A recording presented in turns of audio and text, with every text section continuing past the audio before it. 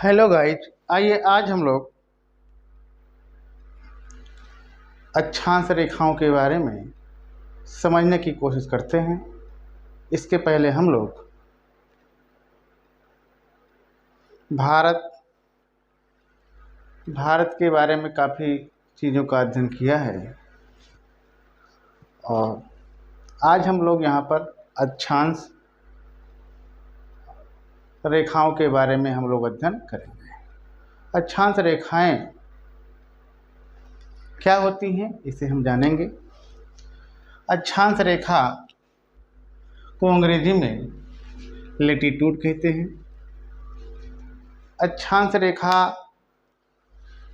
को हम ग्लोब के माध्यम से समझते हैं कि अक्षांश रेखा वह काल्पनिक रेखा होती है जो हमारे ग्लोब पर पश्चिम से पूर्व दिशा की ओर खींची गई होती है।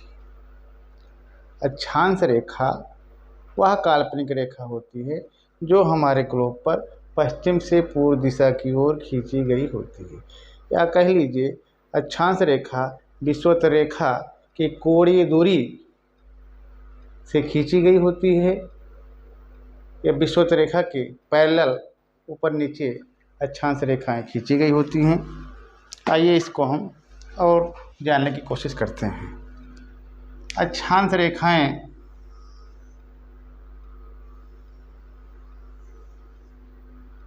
ये मान लीजिए हमारा ग्लोब है, ऊपर एक नॉर्थ पोल, नीचे साउथ पोल हो गया, और पृथ्वी के जो लगभग बीचों बीच से जो रेखा गुजर रही है इसको 0 डिग्री की अक्षांश रेखा कहते हैं। इसी को विषुवत रेखा कहते हैं, इसी को इक्वेटर कहते हैं, इसको विषुवत रेखा,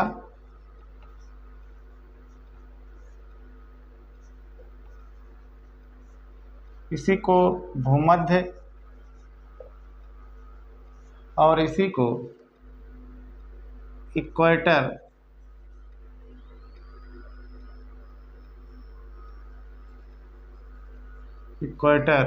या इसको ग्रेट सर्किल कहते हैं।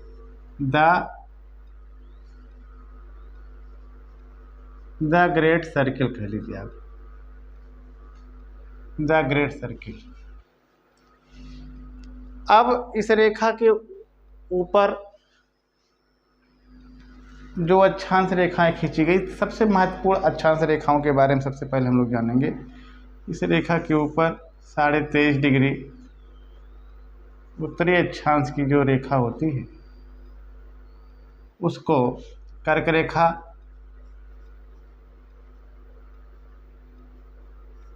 और इसको लाइन ऑफ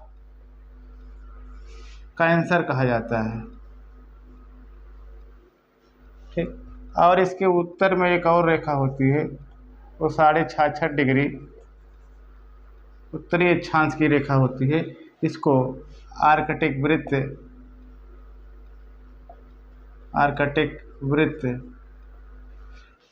या इसको सर्किल कह सकते हैं। साउथ में भी ऐसे 23.5 डिग्री के दक्षिणी अक्षांश रेखा होती है, इसको मकर रेखा कहते हैं, और इसी को लाइन ऑफ कैप्रिकॉर्न कहा जाता है,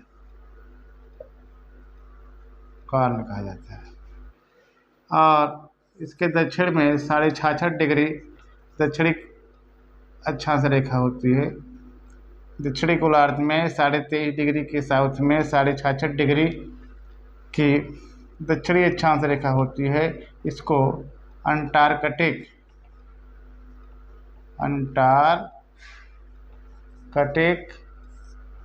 वृत्त या इसको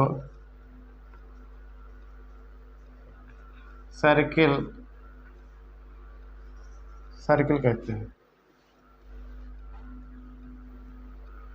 इस प्रकार से अक्षांश रेखाएं काफ़ी महत्वपूर्ण होती हैं। अक्षांश रेखाओं के माध्यम से हम समझ सकते हैं कि जो सन की किरणें हमारे पृथ्वी पर पड़ती हैं तो 23.5 डिग्री नॉर्थ से लेके 23.5 डिग्री साउथ के बीच में जो सन की किरणें ये सीधी पड़ती हैं, वर्टिकल पड़ती हैं। तो 23.5 डिग्री नॉर्थ से साउथ के बीच यह क्षेत्र काफ़ी गर्म होता है पृथ्वी पर, इसलिए इसको उष्णकटिबंधीय क्षेत्र कहते हैं। ठीक, और 66.5 डिग्री से उत्तरी ध्रुव तक और साउथ में 66.5 डिग्री से दक्षिणी ध्रुव के बीच का जो क्षेत्र होता है इसको शीत कटिबंध कहा जाता है। शीत कटिबंध, क्योंकि इस क्षेत्र पर ध्रुव का प्रभाव अधिक रहता है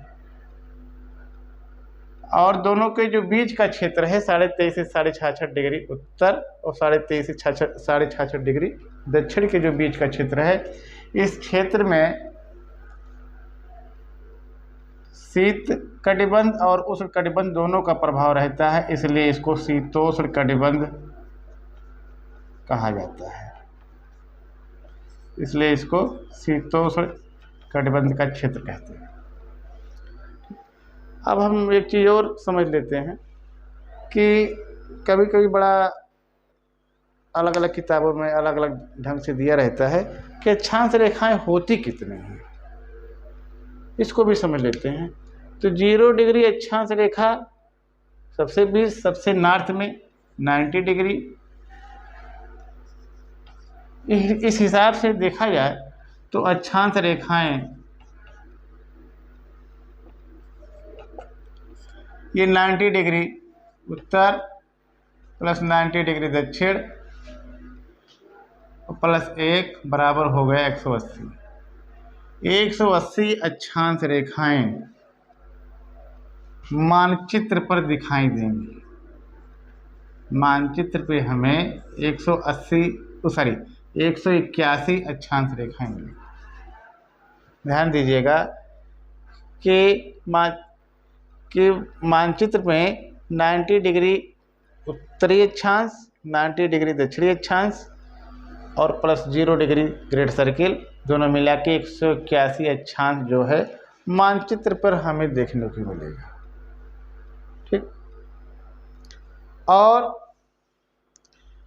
आगे है, यदि हम ग्लोब की बात करते हैं तो ग्लोब पर, ये ग्लोब हमारा है, ग्लोब पर 90 डिग्री नॉर्थ और 90 डिग्री साउथ, यानी कि उत्तरी ध्रुव और दक्षिणी ध्रुव जो 90 डिग्री उत्तरी अक्षांश 90 डिग्री दक्षिणी अक्षांश पर स्थित है, 90 डिग्री उत्तर और दक्षिण दोनों ग्लोब पर एक रेखा ना होकर के एक बिंदु मात्र रह जाती हैं, यानी कि 90 डिग्री उत्तर और 90 डिग्री दक्षिण एक बिंदु यानी कि एक पॉइंट रह जाती हैं। इसलिए 90 डिग्री उत्तरी ध्रुव और 90 डिग्री दक्षिणी ध्रुव दोनों को अक्षांश रेखा की श्रेणी से निकाल देते हैं और इसलिए 181 में से हम 2 घटाएंगे तो हो जाएगा 179 अक्षांश रेखाएं। कहाँ होती हैं? ग्लोब पर। तो ग्लोब पर 179 अक्षांश रेखाएं खींची गई होती हैं। एकदम कॉन्सेप्ट क्लियर होना चाहिए कि 179 अक्षांश रेखाएं ग्लोब पर खींची गई होती हैं और 181 अक्षांश रेखाएं मानचित्र पर देखने को मिलती हैं। इस प्रकार से आज हम लोगों ने अक्षांश रेखाओं के बारे में जाना, समझा। आज यहीं तक। बहुत बहुत धन्यवाद।